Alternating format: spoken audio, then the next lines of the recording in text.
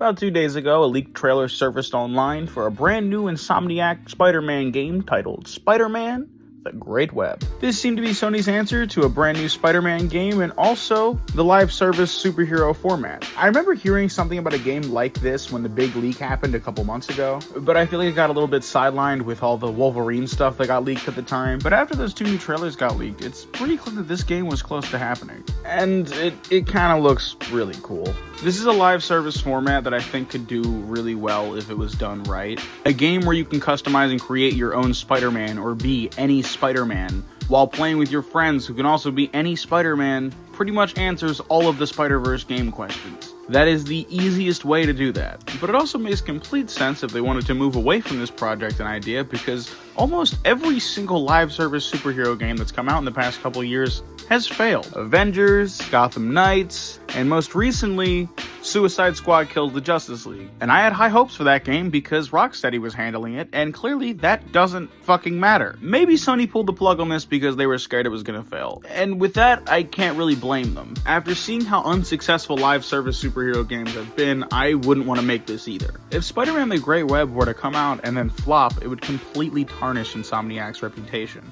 They'd be in a very similar boat as Rocksteady right now. I don't know. Personally, I do think this is a way cooler concept for a live service game that none of the other superhero games are offering. I mean, in this, you can pretty much play by yourself and then just come across other people who are Spider-Man. That's kind of the whole point. Like a Spider-Man GTA hybrid. I don't know, that's how I've been thinking about it. Those are 2 games I like a lot, so I would love to play something like that. But I don't really know if it would be done right, especially with the way that all this live service shit has been going. If it ended up being just a Spider-Man game where I had to pay to play all these different Spider-Man characters and pay to get all these different augments and weapons and shit, then I wouldn't be interested at all.